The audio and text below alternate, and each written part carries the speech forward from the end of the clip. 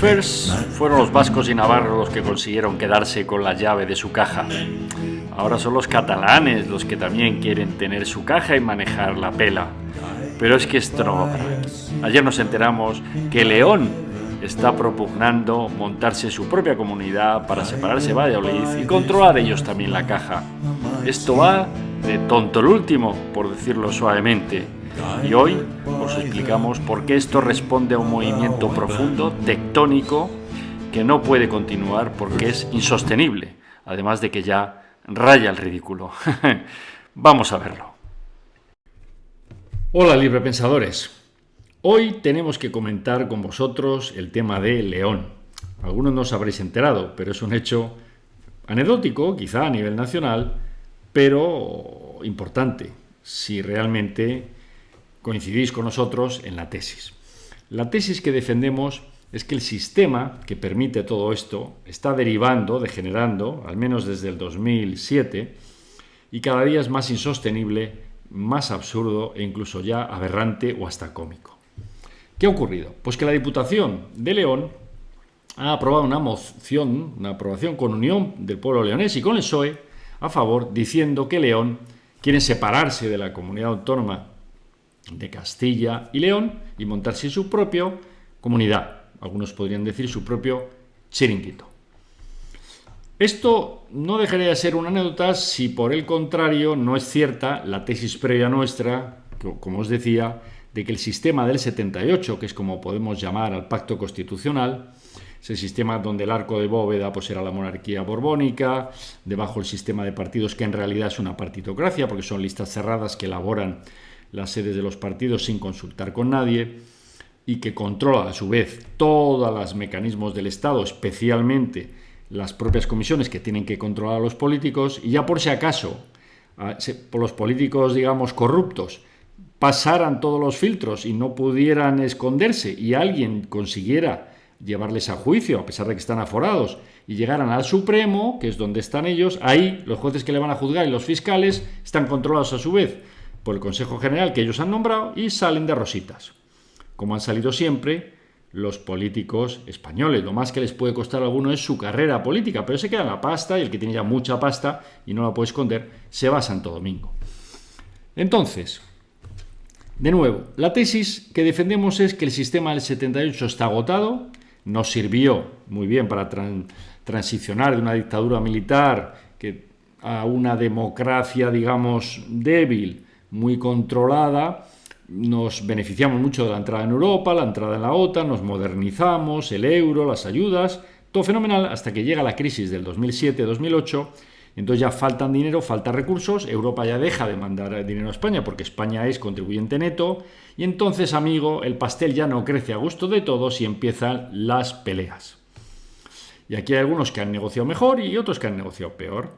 Y el sistema no es sostenible y os voy a explicar por qué pensamos que no es sostenible. Por el contrario, los que defendemos que hay que cambiar este sistema, lo que decimos es deberíamos hacer un nuevo sistema, una reforma profunda de calado que se inspire en países de éxito. Porque la reforma del 78, el gran objetivo es que no hubiera una dictadura militar, hacer paz, que todos nos llevemos bien, pero no se imitó a los países de éxito. Da igual los que escojáis, los nórdicos, Suiza, Estados Unidos, si os gusta más la libertad, Inglaterra, si sois un poco más conservadores, pero no lo que tenemos, que es basado, como luego veréis, en un sistema que en cuanto nos dejan de ayudar, entramos en crisis, porque los partidos políticos controlan todas las realidades del Estado.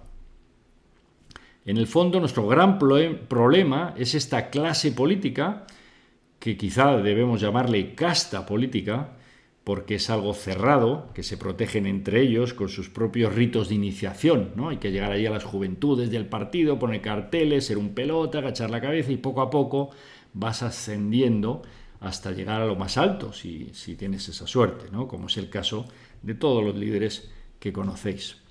Y esta casta política es extractiva. Cada vez son más y cada vez extraen más recursos de la sociedad vía impuestos.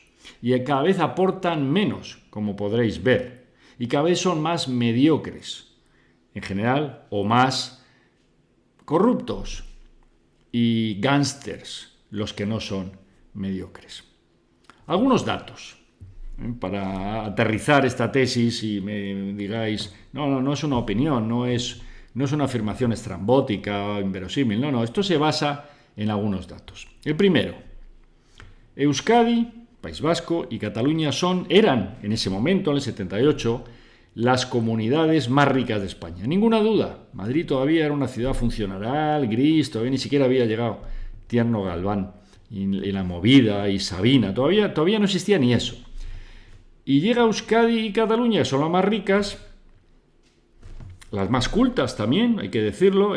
Por ejemplo, cogéis el índice de lectura de prensa o de libros, con diferencia, eran las regiones de España donde más se leía. Podemos asimilar lectura de contenidos profundos o serios como cultura, y eran además las regiones más prósperas, en el sentido que, a pesar de ser las más ricas, eran las que seguían creciendo más. Había industria, había turismo en Cataluña, había tejido industrial muy grande, tanto en Cataluña como en el País Vasco. Eso era entonces, pero ahora ya no. Ahora ya no son las más ricas. Ahora el dinero, el gran dinero, está llegando de una forma muy acelerada a Madrid y a la costa donde hay turismo, digamos, básicamente donde hay construcción, deportes acuáticos, marítimos, las islas, Málaga, Granada, Almería, etcétera, o incluso cultivos intensivos, ¿no? Como es el caso de Almería, de Murcia, etcétera, donde con las nuevas tecnologías, pues ahí se produce mucha riqueza. Ya no es País Vasco y Cataluña. De hecho, su posición en renta per cápita va bajando. Ese es el segundo dato. El tercero, ya hoy, a pesar de que los políticos, la casta, se dedica a ocultarnos todos los datos que nos pueden hacer indignarnos, intentan que no nos enteremos, claro, los datos económicos son muy complejos, pues son muy grandes, habría que poner orden y claridad, y no les interesa, aparte porque sabéis que hay mucho fondo de reptiles donde ellos sacan pasta para cosas inconfesables o inconfesadas, o las dos cosas, inconfesadas e inconfesables. Euskadi ya recibe más de lo que aporta. Esto es así. Navarra puede que empiece a pasar lo mismo, es decir, regiones que eran las más ricas ahora son las menos solidarias. Y esto empieza a hacer rechinar el sistema si la gente lo supiera y se diera cuenta de que parte de los impuestos de los extremeños o de los de Castilla, o sobre todo los de Madrid o de los de Valencia, que son los que más aportan a las arcas públicas, se van para pagar los chiringuitos del País Vasco y sus dentistas de los niños, que ellos no tienen en Castilla, pero los tienen allí, o las paguitas para todos los inmigrantes que llegan, o pagas, si queréis llamarle, no quiero decir, sus televisiones con varios canales, sus sueldos millonarios para los locutores o locutoras de moda, para los amiguitos, para los familiares, para las empresas que facturan para ellos, con buenos márgenes, porque prácticamente no hay competencia. ¿Y entonces qué ocurre? Cuarto dato, Cataluña, que aparentemente es aportante neto todavía, es decir, que aunque tampoco nadie nos da los datos blanco sobre negro, sí parece que en la balanza fiscal Cataluña es deficitaria, es decir, que aporta más al resto del Estado español de lo que recibe. Como casi todas las comunidades ricas, como Madrid, como Valencia, como Baleares. No se vayan a pensar los catalanes que son los únicos paganinis. El más paganini, de hecho, per cápita es Madrid. Entonces Cataluña dice, no, yo también quiero el concierto vasco. Porque ¿por qué los vascos son especiales? ¿Por qué tienen un privilegio? Y esta es la gran pregunta. Podéis interpretar como queráis. Seguramente el privilegio vasco y navarro en gran parte viene motivado por el terrorismo. Los que sois jóvenes, afortunadamente no os acordáis, pero ETA llegaba a matar a 100, incluso más personas por año, País Vasco y Navarra fundamentalmente. Esto genera un clima de terror y el PNV, muy jesuítico con Arzallus, como él llegó a decir, unos agitan el árbol, era ETA, se refería a la violencia, a la extorsión, a los asesinatos, y otros recogemos las nueces. Se refería al PNV, las nueces, la pasta. El País Vasco siempre ha gestionado la pasta, tiene el concepto, ellos recaudan todos los impuestos, cubren sus necesidades, pagan al Estado lo que deciden que el Estado les está prestando y poco más. Entonces Cataluña dice, ostras, esto es muy interesante, ¿y por qué no lo tengo yo? Claro, ya no quieren acordarse que no lo tienen porque Pujol no quiso, porque le dieron la oportunidad a Pujol. Pues se ve que en aquella época lo de decir que voy a recaudar los impuestos, dice, no, a ver si nos van a mirar mal y no nos van a votar. Pujol prefería simplemente llevarse la pasta a toda su familia allí, miles de millones, acordaros, Banca Catalana, el caso Palau, etcétera, etcétera. Un sistema absolutamente gangsteril de recaudar el 3, 4, 5% en todas las obras públicas que se movían en Cataluña. Entonces Pujol prefiere eso, era muy hábil, que dar la cara y recoger los impuestos. Pero claro, ahora ya no. La historia evoluciona y ahora los catalanes se han dado cuenta, evidentemente, que, oye, esto de la pela es muy importante, es muy importante. Entonces, si la pela, ¿cómo se controla? Pues que todo lo que entre en caja, entre en mi caja, no en la del vecino, en Madrid, no, en la mía. Y que yo tenga la llave de la caja. Es decir, que yo decida lo que se gasta, cuándo se paga, etc. Y luego negociamos bilateralmente, ¿no? Sin que estén las demás comunidades delante, es decir, el Estado y Cataluña, los dos países, que dirían los separatistas, y ya acordamos de alguna manera, oye, pues mira, ¿cuánto te cuesta, oye, la Guardia Civil que tienes aquí? Bueno, si me voy a llevar, bueno, venga, te la pago, venga, la justicia, y alguna cosita más que hace el Estado, ya no sabemos qué, pues la Casa Real, las embajadas. Poco a poco intentarán que ni eso, ¿no? Hacerlo ellos todos y separarse, que es lo que por lo menos dicen Puigdemont y el ala más independentista de Esquerra, que lo que quieren es separarse de España. Bueno, pues esto es lo que quieren los catalanes. Y ahí están forzando la mano. Pero claro, como vivimos en la época de Internet y aunque los medios están todos controlados por el sistema, la gente se entera. Y poco a poco, pues en redes sociales, en un sitio o en otro, la gente empieza a darse cuenta que esto es una farsa, que el sistema está trucado, que unos pagan menos de lo que les corresponde, vascos, navarros, que otros quieren pagar menos de lo que les corresponde, que otros más ricos, quizá porque trabajan más, quizá porque han apostado por la empresa, porque en Madrid ni tiene playa, hace frío en invierno, hace mucho calor en verano. No es un privilegio de Dios. Madrid se lo ha currado. No, esto no viene de Franco. Cuando Franco vivía, Madrid era bastante más pobre que ahora. Es decir, que en democracia, jugando con las mismas reglas, Madrid ha sabido hacerlo de forma que atrae capital, atrae talento, es una ciudad y una sociedad abierta, cada uno habla lo que le da la gana, cada uno es de la religión que le da la gana, las tiendas en el fondo abren cuando les da la gana, siempre que no molesten con el ruido a los vecinos, es decir, hay libertad creciente. Y entonces crece, lo mismo pasa en Levante, lo mismo pasa en Baleares, a su manera, en Canarias, es decir, donde hay libertad se produce progreso, porque además somos un gran pueblo. Y entonces el resto de comunidades empiezan a decir, tate, a lo mejor me tengo que salir de la disciplina, del carril del tonto Paganini, del PP o del PSOE, da igual, y aquí que abusen de mí los catalanes y los vascos de los navarros. Y esto va a empezar. Empezó con Teruel Existe, ¿no? Sacó la mano, empezó en su momento la Junta Aragonesista, no sabemos qué pasó, pero eso acabó diluido. Están ahí algunos de Compromís, están los gallegos del bloque. Estos son muy de izquierda radical, entonces en el fondo tampoco son tanto de pasta. La pasta en general, los que saben lo importante que es son los que la han manejado antes. Estos son los bancos, los Pujol, que tenían banca catalana. Ya si tienes un banco ni te cuento, porque ya los bancos lo que hacen es crear dinero, como sabéis. Es decir, es muy poderoso un banco. Pues ya todos van aprendiendo, poco a poco.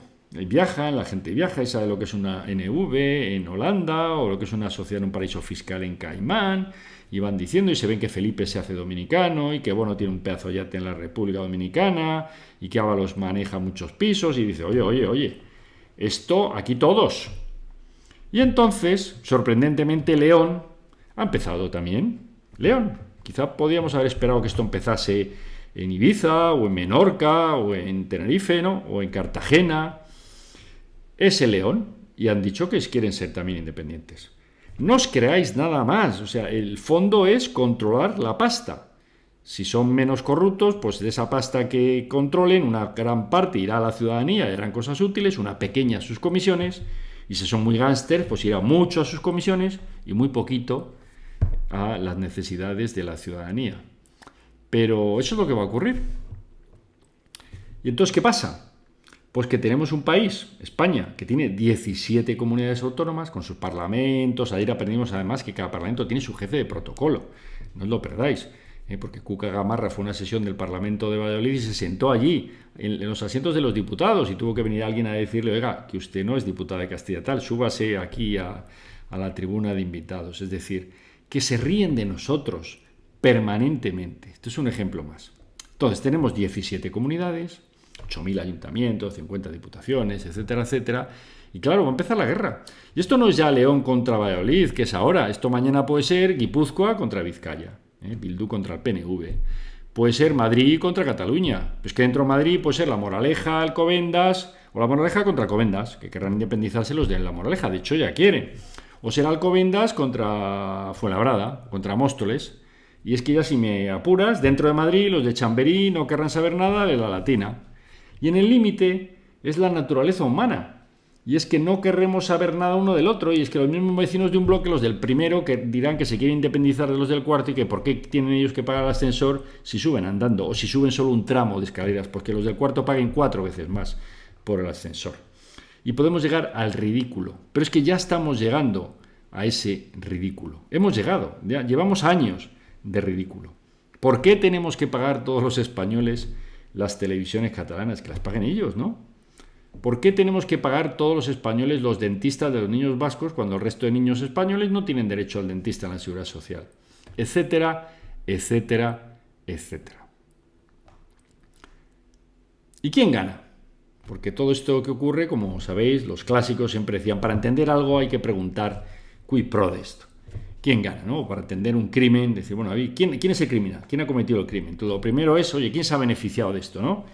La que se ha quedado viuda y hereda todo, pues la primera sospechosa, ¿no? Si muere el marido en circunstancias sospechosas o al revés. Cui prodest. ¿Quién se está aprovechando de esta bacanal de singularidades fiscales? Pues la tesis que defendemos es la siguiente. A nivel global se benefician nuestros competidores como países, es decir, Francia, Inglaterra, Italia. Y tenéis los ejemplos. Francia protegía y hasta fomentaba indirectamente el terrorismo vasco, porque eso le venía bien, el capital huía de España y del País Vasco y parte llegaba a Francia, por tanto los males de España eran bienes para Francia. Y esto es una competencia, esto como en Madrid-Barça, aquí no hay piedad. El sistema eléctrico español dependía mucho de Francia, ellos han apostado por la energía nuclear, aquí los etarras se cargan al ingeniero Ryan, paralizamos Lemoniz, detenemos nuestro sistema nuclear, que teníamos ingenieros magníficos, y Francia se queda prácticamente como hegemón de la industria nuclear en Europa. Bueno, prácticamente no, se queda como hegemón de Europa continental, porque Inglaterra va por otro lado. Italia, pues lo mismo, se han quedado con Endesa. Esto por la corrupción de las élites españolas, porque claro, se forraron Pizarro los entrecanales, pero se quedan con Endesa. Inglaterra, ¿no? Que hasta hace poco pues eran los grandes financieros y nosotros éramos un poco, pues bueno, los que íbamos allí de camareros, de chachas, tal, Inglaterra, ¿no? Hasta que llegó el Santander y se compró un banco, Ferrovial se quedó con Heathrow, entonces han quedado un poco desconcertados. Pero bueno, ahí nos tienen, ¿no? Con la bota en Gibraltar, con sus submarinos nucleares y dejando claro que además que ellos tienen sus universidades, Oxford, Cambridge, UCL, y nosotros, pues, lo que puede, manda ya a sus hijos a estudiar. Es decir, nos miran por encima del hombro. Y nosotros seguimos peleándonos aquí por tonterías. Luego, a nivel España, ¿quién se beneficia de estas peleas tontas entre hermanos? Pues se beneficia, en primer lugar, Euskadi, evidentemente, el País Vasco, Navarra, que reciben más de lo que ellos aportan, y ahora Cataluña es la que quiere beneficiarse y por eso pide con esta acritud y con esta fuerza, exige la autonomía fiscal total, es decir, recaudar todos los impuestos, tener ellos la caja y pagar al Estado un cupo. Le llamarás como quieras, pero eso es lo que piden los independentistas. Luego en Euskadi, ¿quién se beneficia de esto? Pues no es todo el mundo, es sobre todo el PNV. ¿Por qué? Porque el PNV tiene las llaves de las cajas. En el País Vasco no hay una caja, hay 3. Cada diputación es como si fuera una Navarra. Vizcaya es como si fuera una Navarra, Guipúzcoa otra, Álava otra y Navarra. Hay 4 diputaciones y son ellas las que recaudan los impuestos, son ellas las dueños de la caja, tienen la llave de la caja. En Cataluña, ¿quién se beneficia? Pues CiU, lo que fue CiU, y sus herederos ahora, que son Junts. CiU controlaba todo lo que se movía prácticamente en Cataluña era un poco como el PNV, el 3%. Esto lo hacía pues Pujol con sus socios, Pranafeta y otros, su mujer, los hijos. Es tremendo cómo extendieron sus tentáculos, ¿no?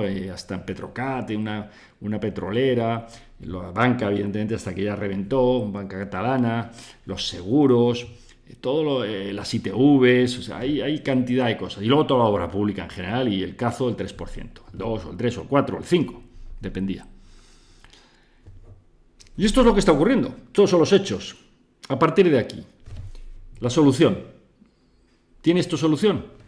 Bueno, hay 4 escenarios posibles, si queréis. El primero es afirmar que esto no tiene solución, el famoso pesimismo hispano, ¿no? Desde la crisis del 98, perdimos Cuba, más se perdió en Cuba, esto no hay que lo arregle, somos así, siempre hemos sido así, la picaresca, la zarilla de Tormes, esto es que los españoles somos tramposos, copiamos a los exámenes, mentimos, el presidente parece que no ha hecho la tesis doctoral que se la han hecho y aquí está. En Alemania por utilizar un párrafo y no decir de dónde viene te echan por un párrafo de la tesis.